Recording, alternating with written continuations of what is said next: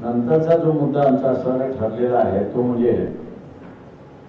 केंद्र शासन नेहमीच MSP प्राइस त्या ठिकाणी जाहीर करते। दिल्लीमध्ये आजही आंदोलन त्या ठिकाणी चाललेलं आहे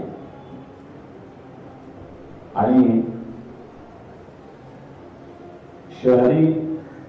ग्राहक एका बाजूला आणि ग्रामीण विक्रेता हा दुसरा, शेतकरी हा विक्रेता मी असं म्हणतो,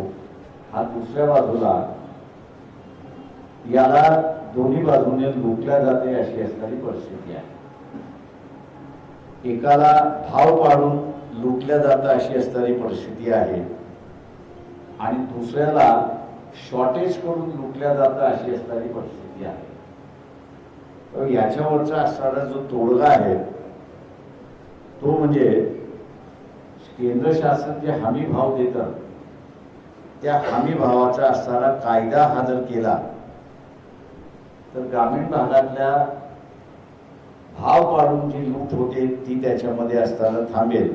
आणि जो कोणी भाव पाडून हमी भावापेक्षा कमी दराने विकत घेईल त्या कायद्यामध्ये त्याला असणारा शिक्षेची तरतूद करायची अशी असणारी परिस्थिती आहे। हमी भाव एकदा असताना त्या ठिकाणी मिळाला की मग शहरी कन्झ्युमर जो आहे तर या शहरी कन्झ्युमरला आपल्याला असणारा ते प्रॉडक्ट कितीला मिळालं पाहिजे, कसं मिळालं पाहिजे याचं त्याला डिसाईड करण्याचा असणारा अधिकार त्या ठिकाणी येतो आणि म्हणून हा कायदा करण्याचा भाग त्याच्यामधला आहे।